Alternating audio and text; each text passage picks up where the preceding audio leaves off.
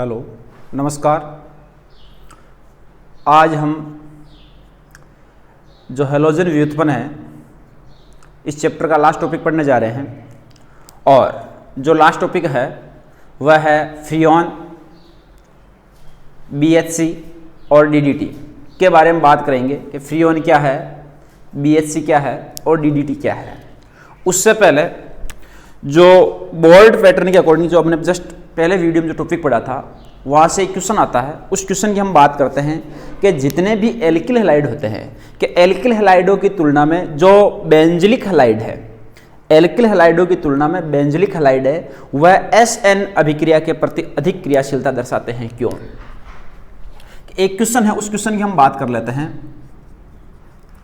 कि एल्किल हैलाइडों की तुलना में बेंजिल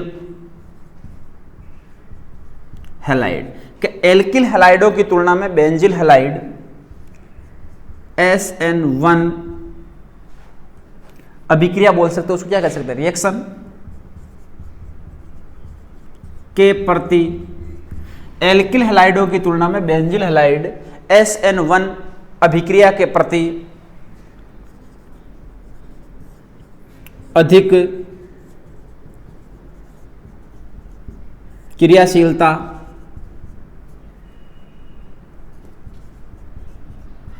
दर्शाते हैं। क्यों? कि जितने भी एल्किल हैलाइड है वह बेंजिल हैलाइडों की तुलना में एल्किल हैलाइड की तुलना में बेंजिल हैलाइड SN1 अभिक्रिया के प्रति अधिक क्रियाशीलता दर्शाते हैं। क्यों? अब इसकी बात क्या है कि जितने भी बेंजिल हैलाइड होते हैं, भाई आपको पता है जब आपने बेंजिल हैलाइड से क्रिया की थी तो बेंजिल हैलाइड से क्रिया करने के दौरान जो निर्मित आपके पास में बेंजिल कार्बोनियम आयन है उस बेंजिल कार्बोनियम आयन का स्थायित्व अधिक होता है और बेंजिल कार्बोनियम आयन का स्थायित्व अधिक होने के कारण उनकी क्रियाशीलता भी क्या होती है कि इनका स्थायित्व अधिक होगा।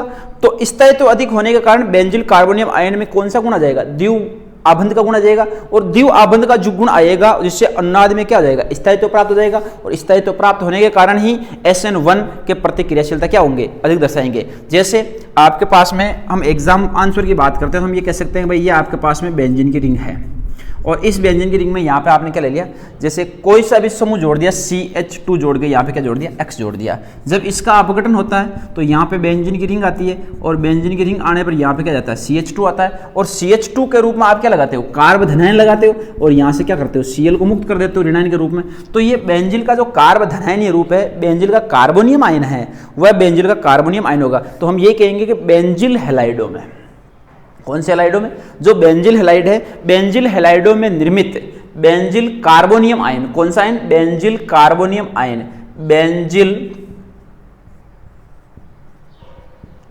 कार्बोनियम आयन के बेंजिल हैलाइडों में बेंजिल कार्बोनियम आयन का स्थायित्व अधिक होता है और इनका स्थायित्व अधिक होने के कारण बेंजिल कार्बोनियम आयन में द्विव आबंध का गुण आ जाता है। कौन सा गुण आता है, द्विव आबंध का। जो इनमें द्विव आबंध का गुण आता है, जैसे आप CH2 लगा के डबल बॉन्ड बना के जो इसकी रिएक्शन इस स्ट्रक्चर बनाते हो तो ये द्विव आबंध का जो गुण आता है, द्विव आबंध का गुण आ जाने के कारण अनुनाद का द्वारा उसका क्या हो जाता है, स्थायित्व हो जाता है और अनुनाद के द्वारा स्थायित्व प्राप्त करने के कारण ही जो SN1 है वह SN1 के प्रति अभिक्रियाशीलता अधिक दर्शाते हैं। तो ये चीज हमें पता होनी चाहिए।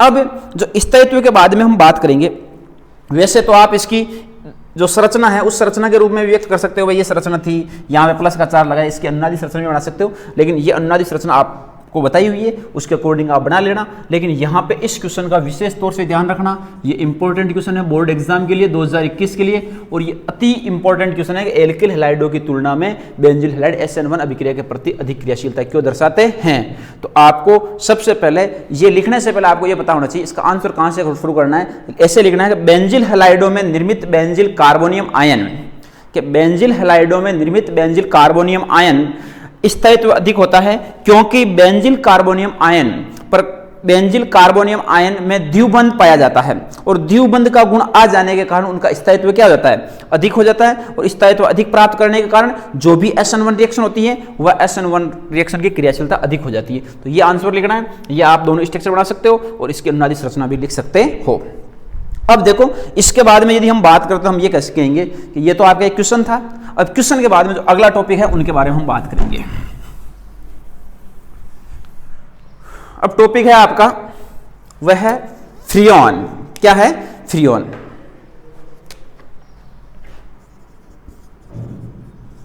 फ्रियोन।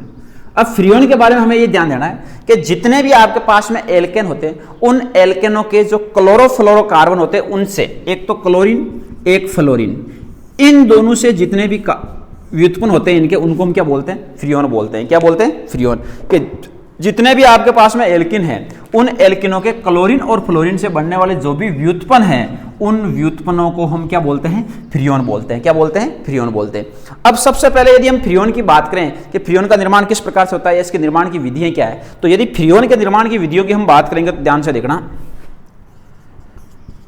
फ्रियोन के निर्माण की विधियां।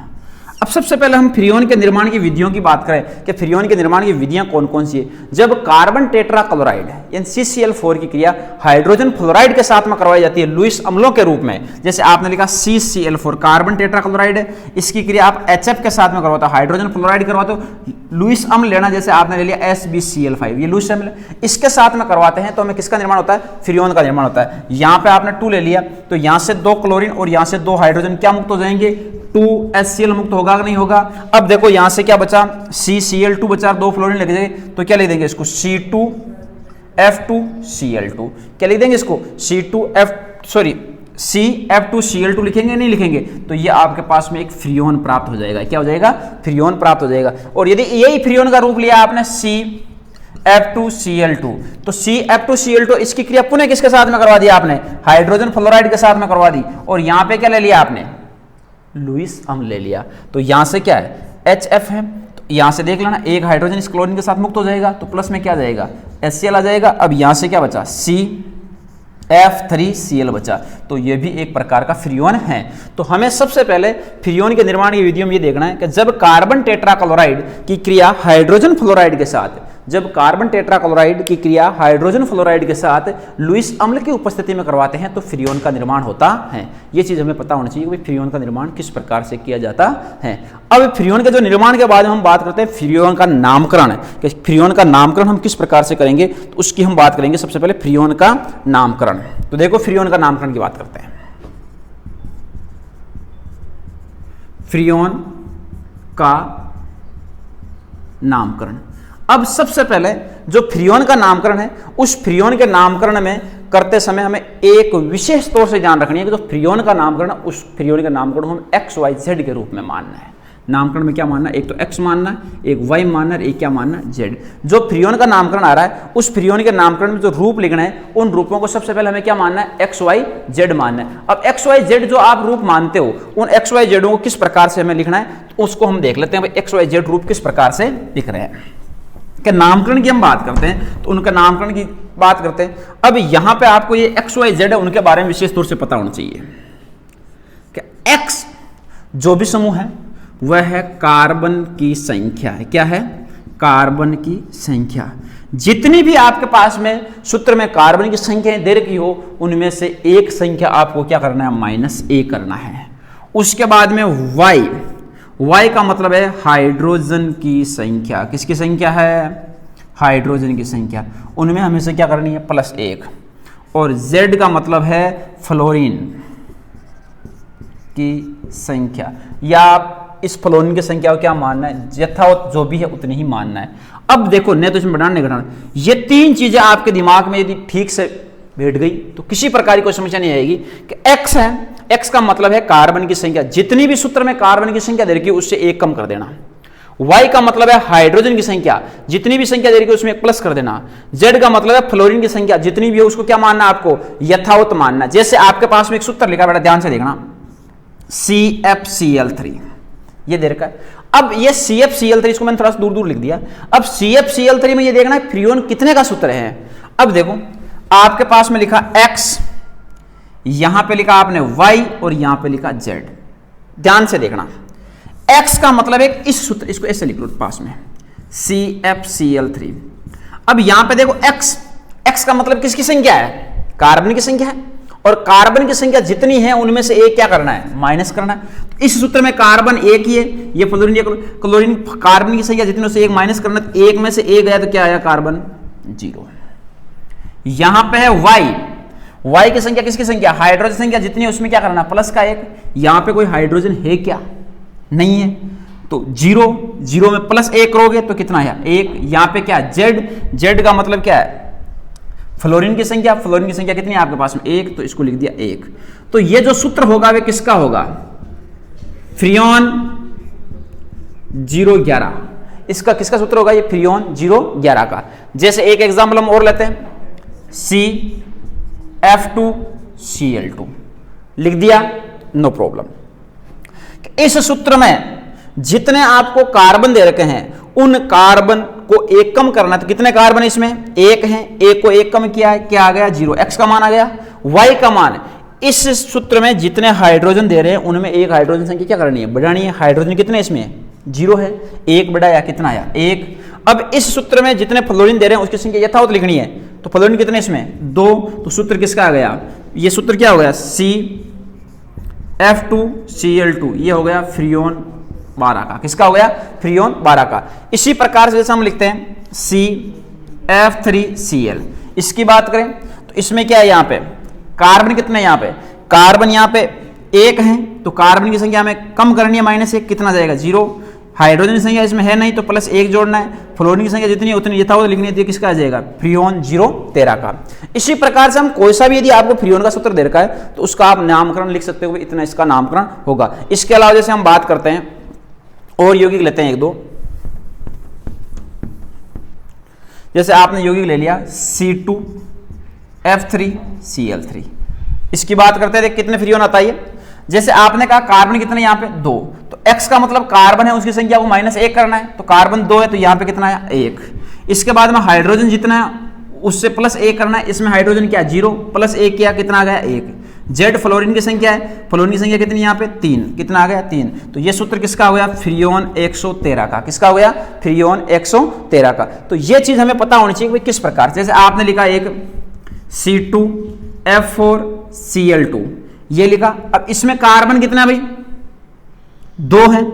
कार्बन की संख्या को क्या करना है, माइनस करना है। 1 माइनस किया, कितना बचा, 1।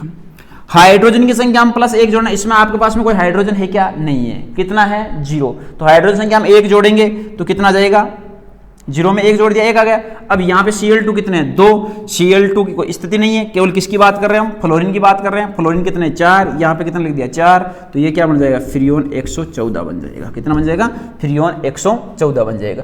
अब यदि आप इसमें परिवर्तन करना चाहते हो, जैसे आपको यहाँ पे ये दे दिया जाता है कि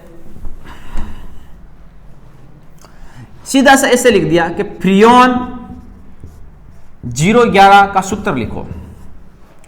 फ्रियोन 011 का सूत्र है, तो आप इनको विपरीत करके लिख सकते हो, और विपरीत करके लिखने में ये ध्यान रखना कि उसमें हाइड्रोजन की संख्या तो माइनस हो जाएगी, लेकिन उसमें अणुओं को संतुलित करने के लिए किसका उपयोग करेंगे हम, क्लोरीन का उपयोग करेंगे। तो ये चीज हमें पता होनी चाहिए। तो ये होता है आपका फ्रियोन।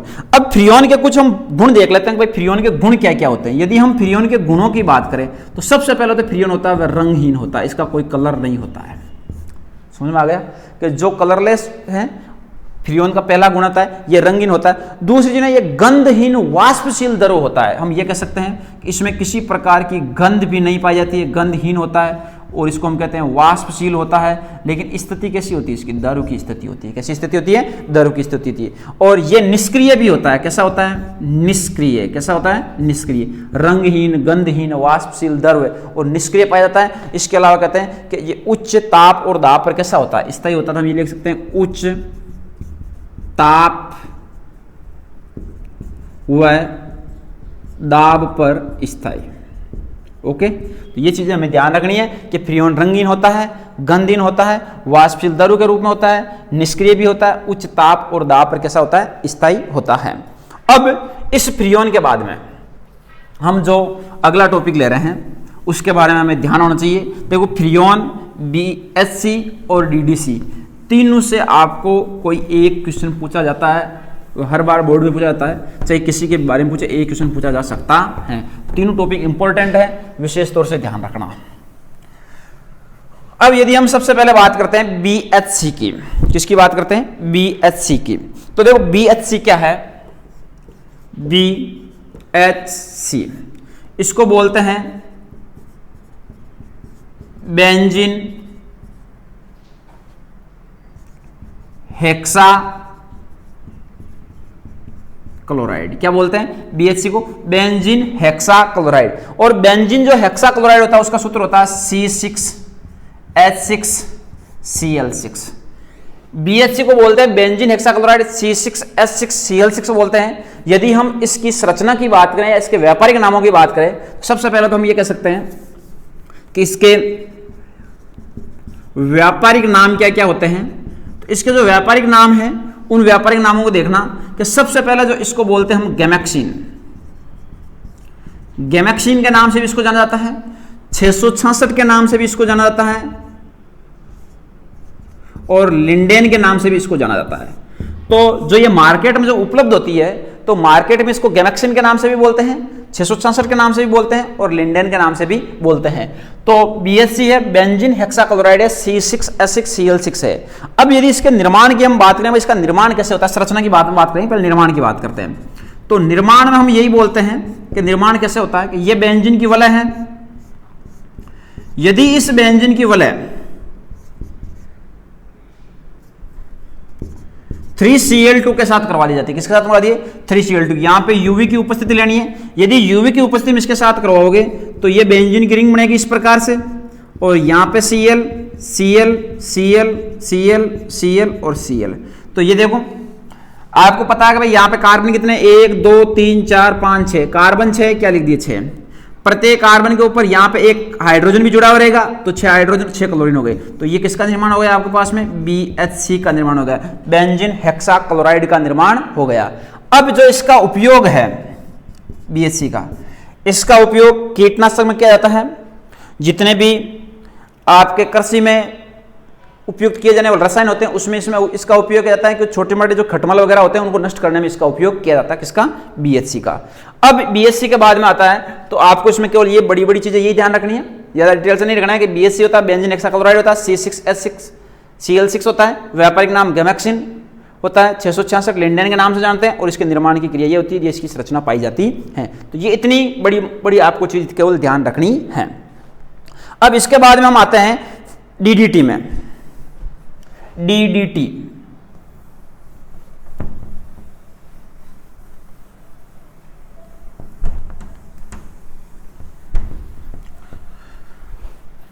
सबसे पहले हम लिखते हैं DDT। देखो DDT की यदि हम बात करें तो DDT को बोलते हैं फेनिल डाइफेनिल ट्राइक्लोरोएथेन। यानी इसको हम ऐसे लिखते हैं कि फेनिल लिख के यहां पे लिखते हैं P dash, di chloro di phenyl, यानी फेनिल P जो इसकी स्थिति दर्शाती है, और इसको लिखते हैं डाई क्लोरो डाई फेनिल ट्राइक्लोरोएथेन। क्या लिखते हैं, ट्राई क्लोरोएथेन। तो ये आपके पास में DDT का पूरा नाम होता है। फेनिल होता है, फेनिल की वलय होती है, उनकी पैरा और पैरा डैश की स्थिति दर्शाई जाती है, और डाई क्लोरो डाई फेनिल ट्राइक्लोरोएथेन इसका पूरा नाम होता है। अब इसका पूरा नाम लिखने के बाद में यदि इसकी संरचना की बात करें, इसकी संरचना किस प्रकार से व्यक्त की जाती है, तो संरचना में आपको देखो बिल्कुल इसी प्रकार से देखना है कि जैसे जो नाम लिखा है उसके आधार पर हम इसकी संरचना बनाते हैं। तो ये बेंजीन की रिंग होगी और यहाँ पे ये बेंजीन की रिंग होगी। इन दोनों रिंगों पर यहाँ पे क्या जुड़ रहेगा, CL जुड़ रहेगा। अब ये दोनों सत्य किससे जुड़ रहेगी, CH से। किससे जुड़ रहेगी, CH से। यदि ये CH की संरचना बनाती है तो यहाँ पे क्या था, Cl। अब देखो फेनिल, ये दोनों फेनिल है, P डैश, ये इन दोनों की स्थिति हो गई। अब क्या है इसके बाद में पैरा की स्थिति दोनों की, क्योंकि ये 1 और 4 की स्थिति 1 और 4, इसको पैरा बोल दिया, इसको पैरा क्या बोल दिया, पैराडेस बोल दिया। डाई क्लोरो, 2 बार क्लोरो, डाई क्लोरो आ गया। इसके बाद में इसका नाम क्या लिखेंगे, डाईफेनिल, ये दोनों डाईफेनिल हो गए। अब फेनिल के बाद में क्या लिखेंगे, ट्राई क्लोरो, ट्राई क्लोरो का मतलब कितने हैं, 3 है। और मेथ और एथ क्या लिख देंगे, एथेनॉल लिख देंगे। तो ये डीडीटी की संरचना होती है, किसकी होती है, डीडीटी की संरचना। अब यदि हम डीडीटी के निर्माण की बात करते हैं, डीडीटी का ये निर्माण किस प्रकार से होता है, तो उसके बारे में देखना है निर्माण के बारे में।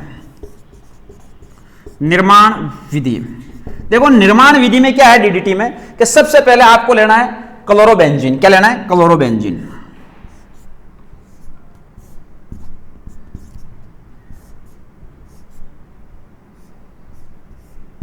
ये क्लोरोबेंजीन है। यदि हम क्लोरोबेंजीन की क्रिया हम करवा देते हैं C double bond OH C Cl और Cl के साथ, यदि इसके साथ में करवाते हैं, ध्यान से देखना कि इसके साथ में यदि हम क्रिया करवाएंगे तो यहां पे आपको जो उत्प्रेरक के रूप हैं वे क्या लेना है कि भाई आपने इसकी क्रिया करवाई तो जो इसका माध्यम होता है वह होता है H2SO4। क्या होता है, H2SO4 की उपस्थिति में करवाना। अब ध्यान देना कि यहां से 2 H और यहां से O, तो माइनस क्या हो जाएगा, H2 हो जाएगा, नहीं हो जाएगा। अब H2 होने के बाद में ये दोनों वाले यहां पे रख दी, CH यहां पे लगा दिया और Cl यहां पे आ गए, तो ये DDT बना कि नहीं बन गया ना। तो हमें यही ध्यान रखना है कि डीडीटी के निर्माण का ये प्रोसेस पाया जाता है, इसी को हमें विशेष तौर से ध्यान रखना है। तो डीडीटी के निर्माण की रिएक्शन ये है कि ये आपको फेनिल केबल बनानी है और इसके साथ में क्रिया करवानी है। यहाँ पे H2SO4 आ जाएगा, माइनस H2 हो जाएगा और ये क्या बन जाएगा, डीडीटी बन जाएगा। तो ये डीडीटी के निर्माण की विधि है जो आपको आनी चाहिए। और इसमें डीडीटी के निर्माण के बाद हम ये कहेंगे कि डीडीटी का भी उपयोग वही है, मच्छर है, खटमल आदि को हटाने में किया जाता है, कीटनाशक के रूप में उपयोग किया जाता है। यह आपका चैप्टर कंप्लीट होता है। अब इस चैप्टर में जितना भी हमने कंप्लीट पढ़ा है उसको एक बार पूरे को नोट्स बनाना है और अच्छी तरह से समझना है। अब हम क्या करेंगे कि इस चैप्टर में जो भी इंपॉर्टेंट क्वेश्चन रहेंगे उन इंपॉर्टेंट क्वेश्चन को पीडीएफ आपको मिल जाएगी और इसी लिंक के नीचे आप अपनी पीडीएफ प्राप्त कर लेना, इंपॉर्टेंट क्वेश्चन जितने भी हैं। और इस चैप्टर को पूरे को ढंग से देखना। किसी भी प्रकार की पूरे चैप्टर में कोई दिक्कत हो तो कमेंट बॉक्स में जरूर बताना, आपकी 100% हेल्प की जाएगी और आपके जो भी सुझाव होंगे उनको फॉलो किया जाएगा। अब ये होता है आपका एक चैप्टर कंप्लीट। अब जो नया वीडियो आएगा उसमें हम नई क्लास लेके आएंगे और जहां तक मैं आशा करता हूं इस चैप्टर में आपको पूरी तरह समझ में आया होगा और मैंने जितना हो सके अच्छी तरह से प्रदर्शन करने की कोशिश की है। और आप सहयोग बनाए रखें और आगे भी हम लगातार क्लास लेते रहेंगे। धन्यवाद।